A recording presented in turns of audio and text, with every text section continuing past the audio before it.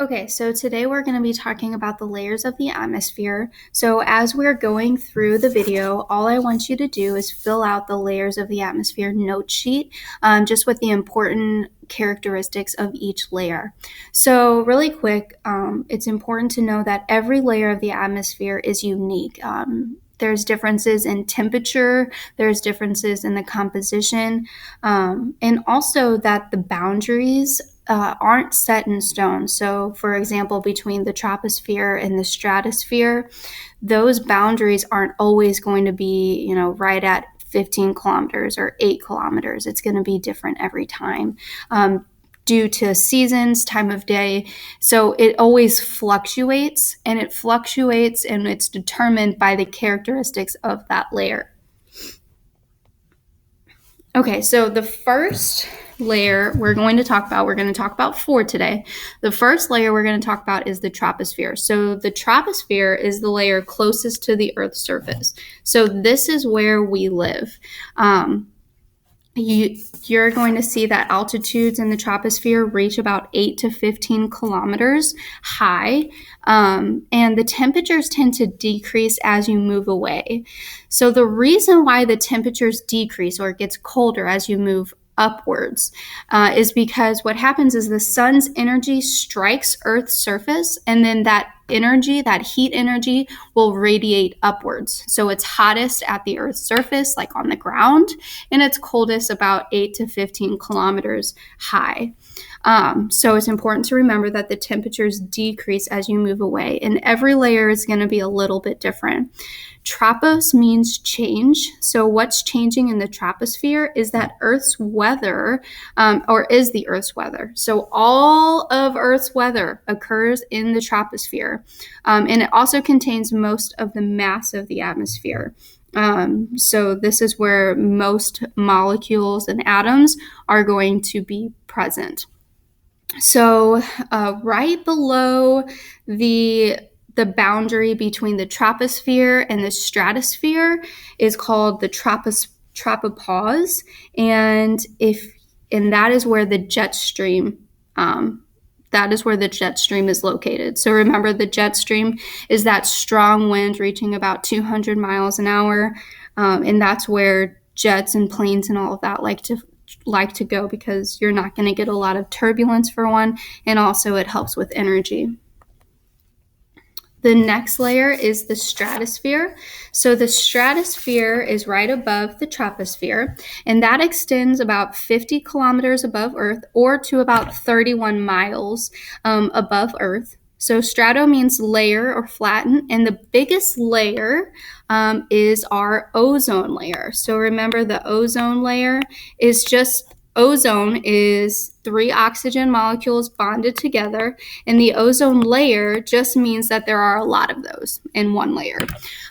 So because of the ozone layer, the temperature tends to increase as you go higher up, or it gets hotter at the top of the stratosphere compared to below or at the bottom of the stratosphere. And that's because the ozone absorbs the heat from the sun's energy, and it makes it hot in that area.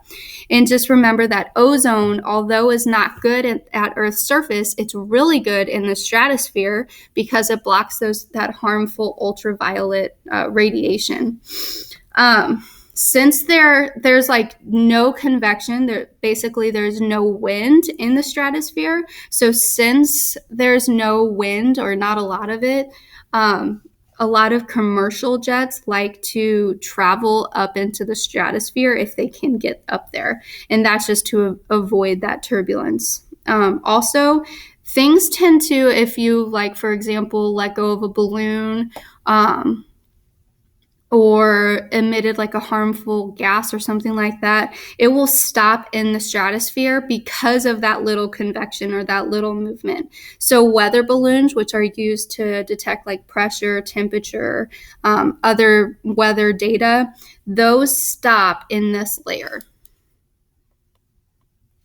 The mesosphere we really don't know a lot about, just because, again, the data collection devices tend to stop at the stratosphere due to the lack of wind.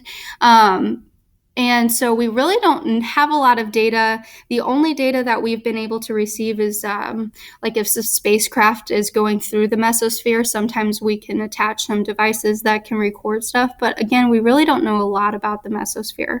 What we do know is that it's about 50 to 80 kilometers from above Earth's surface. And that meso means little or middle. So it's in the middle of the atmosphere. Also, this is going to be the coldest part of the atmosphere. Again, because the air is so thin, most of the mass is towards Earth's surface. So the air is very thin here. So it's very cold here.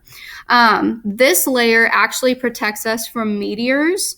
So anything that comes through from space will usually burn up in this layer of the atmosphere.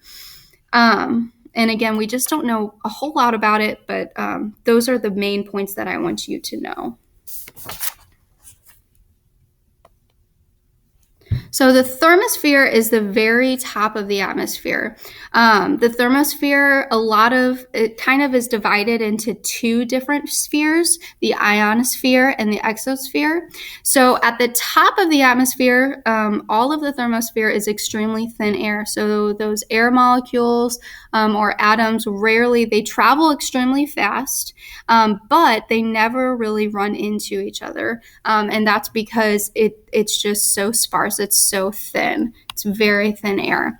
The thermosphere, again, depends with the temperature, but it's about 80 kilometers above Earth, and it extends outward into space. So in the exosphere is where you're going to start seeing atoms or molecules start escaping into space. Thermo means heat. It is extremely hot in the thermosphere, and that's because the sun's energy heats the thermosphere. So all of the thermosphere is heated by solar activity. So if the sun is extremely active, then you'll know that it's really hot here. Because it's so hot in the thermosphere, we have the ionosphere. So the ionosphere is the lower part of the thermosphere. And basically, because it's so hot, the air molecules start becoming charged. The charged particles can cause things like auroras or the northern lights. So the northern lights are those really pretty, colorful lights that you'll see in pictures. A lot of times if you travel to Alaska, you might be able to see it, especially on dark winter nights. And that's just because the ions, those charged particles, strike air molecules and emit colorful light. The exosphere is, again, the height depends on the heat. So if it's really active or if the sun isn't active, it's going to kind of determine where the exosphere boundary lies and where space is. And there's just not that definite line. So satellites, the International Space Station, space shuttle missions all orbit here. And a lot of people would think that the exosphere would be space, but it's not, because again, it's part of the atmosphere and you're still orbiting Earth, okay? But it looks a lot like space up there as well. The atoms and the molecules here, again, escape to space. So if that wraps it up, if you have any questions, write them down, and we'll go over this information tomorrow. Bye.